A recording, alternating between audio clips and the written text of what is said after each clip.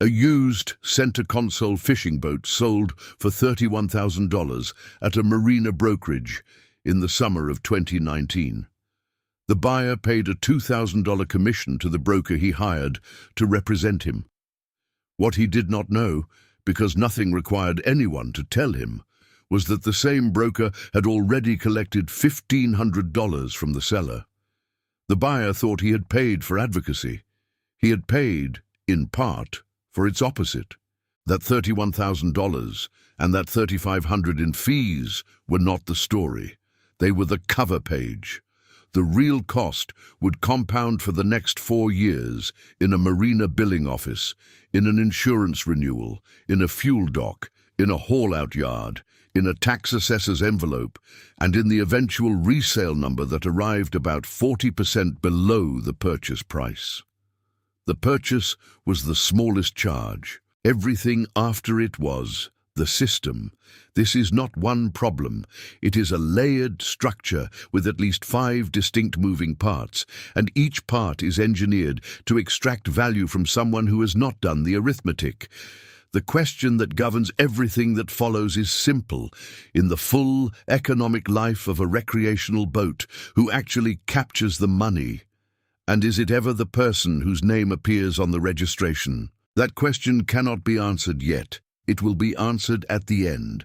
But before the ledger, the dream, because the dream is real and it deserves to be taken seriously before it is examined.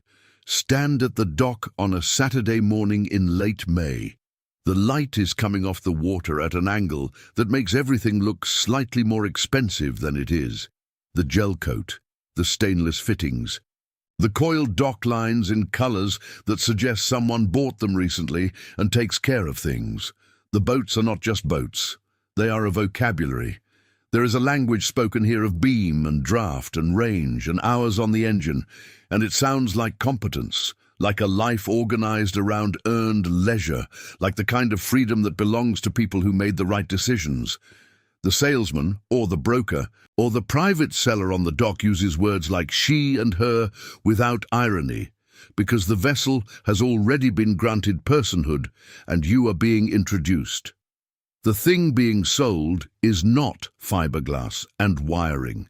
It is a version of a Saturday that does not exist yet. Your family at anchor in a cove, the water so clear you can see the bottom, the children old enough to jump from the bow without being afraid. It is the idea that you worked for something and now you own the proof. The surfaces are warm to the touch. The helm smells faintly of teak oil and salt. Everything aboard is organized, and organization feels like control. Even the numbers in this moment feel manageable. 30,000. 40,000, 60. The broker says that boats hold their value if you maintain them well, and you want that to be true. And so the sentence lands as though it were a documented fact rather than a sales technique deployed across 100 transactions before yours. You are not buying a depreciating asset. You are investing in a lifestyle. The arithmetic is for later. The dream is now. The arithmetic is now. The first benchmark is depreciation. A recreational powerboat loses somewhere between 8 and 15% of its value in the first year after purchase, and a further 5 to 10% annually for each of the next several years, following a curve that does not flatten meaningfully until the hull is worth a fraction of what was paid. Apply the conservative end of that range to a $40,000 purchase. 6% annual depreciation produces $2,400 of vanishing value in year 1 alone. Apply the honest middle, 10%, and the number is $4,000 that year, not paid to anyone, simply gone, the way a new car leaves the lot.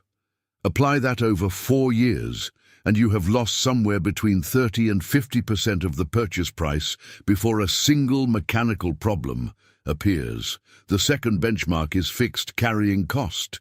Marina slip rental, insurance, registration, and winter storage together run, in most mid-Atlantic and Great Lakes markets, between 15 and 25% of the boat's purchase price per year for a vessel in the $30,000 to $60,000 range. On a $40,000 boat, 15% is $6,000 a year. 20% is $8,000. These costs do not decrease if you use the boat less. A boat that sits through a rainy summer still owes its slip rent. The insurance does not suspend during months of inactivity. The fixed cost is structurally indifferent to how much pleasure was extracted. The third benchmark is maintenance and repair, a commonly cited rule of thumb in the marine industry, one that appears in ownership guides, surveyor recommendations, and financing literature, suggests budgeting between 1 and 2% of the vessel's value per year for routine maintenance on a well-kept boat, rising to 3 to 5% for older hulls or following any season of heavy use. On a $40,000 vessel at 2%, that is $800 per year in anticipated costs before anything breaks. At 4%, it is $1,600. But outboard engines, stern drives, and marine electrical systems do not distribute their failures evenly across years. They cluster: a fuel pump, a raw water impeller left too long, a corroded connection at the bilge pump. These do not arrive on schedule. They arrive together in July, when the yard is at capacity and the labor rate reflects the season. Bundle all three: depreciation eating 5 to 10% annually, fixed carrying costs consuming another 15 to 20%, maintenance absorbing 2 to 5% more. On a $40,000 boat, this is a range of 22 to 35% of the purchase price every year, before fuel, before fishing licenses, before anything you actually buy to use on the water. The equation is: the cost of owning a boat is not the price of the boat. The cost of owning a boat is the price of the boat paid again and again in smaller installments to people you never negotiated with. What is sold as freedom has a subscription fee that was never quoted in the brochure. This channel publishes exactly this kind of structural analysis on a regular schedule, because mechanism and arithmetic age better than headlines.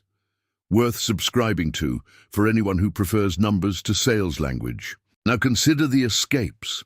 The first one is buying used.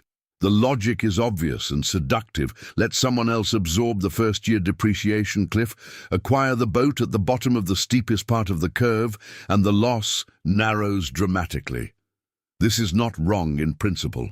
It fails in execution for a structural reason. A used boat requires a marine survey before purchase, or it should, and a competent survey runs between $15 and $25 per foot of vessel length, plus haul-out costs that typically range from $200 to $600, depending on the yard and the region. A 40-foot vessel, surveyed properly, costs somewhere between $800 and $1,600 just to evaluate. The surveyor, who is paid by the buyer, has no formal liability for items discovered after closing. More importantly, the seller has no obligation to repair anything the survey finds. The survey converts unknown defects into known defects that the buyer may choose to ignore under the pressure of wanting the boat to be what was advertised. Used boat buyers routinely absorb the first-year depreciation they avoided by inheriting deferred maintenance that the previous owner deferred precisely because it was time to sell. The second escape route is the shared ownership arrangement. The syndicate, the co-ownership agreement, the fractional share. 2 or 3 buyers split the purchase price, divide the slip cost, rotate the usage calendar, and each absorbs a fraction of the carrying cost while accessing the same asset. On paper, this cuts the fixed cost percentage approximately in half for each party. In practice, it introduces a different category of cost: coordination. Usage calendars produce conflict. Maintenance decisions produce disagreement. One partner's standard of acceptable wear is another partner's evidence of neglect. Dissolution clauses, rarely drafted with care at the time of purchase, when optimism governs, produce the most expensive outcome: a boat that must be sold at agreement rather than at market, under time pressure, with two people who are no longer aligned on what it is worth or what it costs to make it saleable. The fractional structure reduces carrying costs arithmetically and increases friction costs structurally. And the friction does not appear in any of the spreadsheets prepared at the outset. The third escape is the charter offset, placing the vessel with a charter management company during the weeks it is not in personal use, generating income that is supposed to recapture the carrying cost. This model works in the sense that revenue does arrive. The charter company retains somewhere between 30 and 50% of gross charter revenue as its management and marketing fee. The vessel accumulates hours faster than under private use, which accelerates engine wear and interior degradation. Insurance premiums for charter-available vessels run higher than for purely private use. The tax treatment of the charter income requires that the owner document personal use carefully, or the IRS may reclassify the vessel as a business asset and constrain the personal use days. The charter revenue that was supposed to neutralize the carrying cost instead adds complexity, wear, and administrative burden, while delivering net income that in most cases covers a fraction of the annual fixed costs it was supposed to eliminate. Every door marked exit leads to a different room. Now consider three people who entered through different doors. The first financed his boat, a 10-year-old center console purchased for $26,000 on a marine loan at an interest rate between 7 and 10% over a 10-year term. At 8% on $26,000, the total interest paid over the loan's life approaches $12,000. Meaning the boat cost him $38,000 before he factored in a single year of carrying costs. He traded the freedom of ownership for a monthly obligation that survived every summer. The weather was bad. Every season the engine needed work. Every year the resale value declined below what he still owed. He sold after 6 years for $14,000 into a loan balance of roughly $15,000. He arrived at a net loss across the full transaction of somewhere between $40,000 and $50,000, depending on what fuel and maintenance actually cost him. He was not irresponsible. He was in the ordinary part of the distribution. The second bought cash, a retired accountant who believed reasonably that eliminating interest eliminated the trap. She paid $35,000. Owned the boat outright, and for 4 years paid slip fees, insurance, and maintenance out of savings she had designated for the purpose. She sold for $19,000. Her net cost for 4 years of recreational boating was $16,000 in capital loss, plus, conservatively, $24,000 in carrying costs across the 4 years. Roughly $40,000 total, or $10,000 per year for a boat she used by her own estimate between 15 and 25 days annually. At 25 days of use, her all-in cost was between $400 and $600 per day on the water. She had no debt. She was not protected. She had simply transferred the interest payment to the maintenance yard and the Marina office. The third tried the clever structure. A partnership with a friend, casual charter in the off-season, a tax strategy built around the charter income. He spent 3 years managing the logistics of shared use, 18 months managing the deteriorating friendship, and 1 year managing the cost of a dissolution in which both parties sold into a buyer's market to escape an agreement that had become unworkable. His all-in loss exceeded either of the first two because it included the transaction costs of entering and exiting the structure twice. He arrived at the same destination. He took the scenic route. The specifics differ. The outcome does not. What actually gets paid, and to whom, and in what order. The Marina gets paid first because the slip agreement runs on a calendar and the boat cannot leave without settlement. The insurance company gets paid annually in advance, and the premium does not adjust downward for a season of good intentions and poor weather. The yard gets paid at haul-out, at launch, and at every service interval, in cash or in credit, at rates that have risen with labor costs and marine parts pricing in ways that no longer resemble the rates your grandfather cited as evidence that this was manageable. The broker gets paid at sale.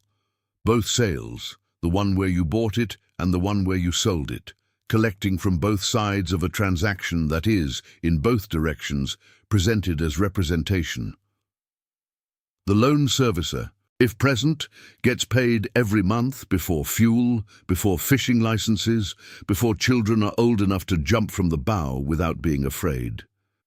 The owner absorbs what is left, which is the risk of mechanical failure, the risk of weather damage, the risk of a resale market that has softened since purchase, the risk of a survey finding on the day of closing that restructures the entire transaction at the buyer's expense. This is not accidental. The contracts governing slip rental, brokerage, insurance, and financing were all written by the parties who collect first, and they were written in language that is technically available for inspection and practically never inspected. The system is not a conspiracy. It is an architecture, incentives pointing in the same direction, in documents signed under the assumption that the dream was worth the terms. Here is what a boat actually is. In economic terms, a depreciating asset with mandatory carrying costs, purchased through an intermediary with divided loyalties, financed at rates that compound against its declining value, and exited through the same brokerage structure that priced it on the way in. It is sold as freedom, and it operates as a subscription to costs that do not pause. Knowing that does not make the Saturday morning light on the water less beautiful, and it does not make the desire less real. Clarity is simply the only advantage available to a buyer in a market where every other party has already done the arithmetic. The map was never neutral, and now you know where it leads.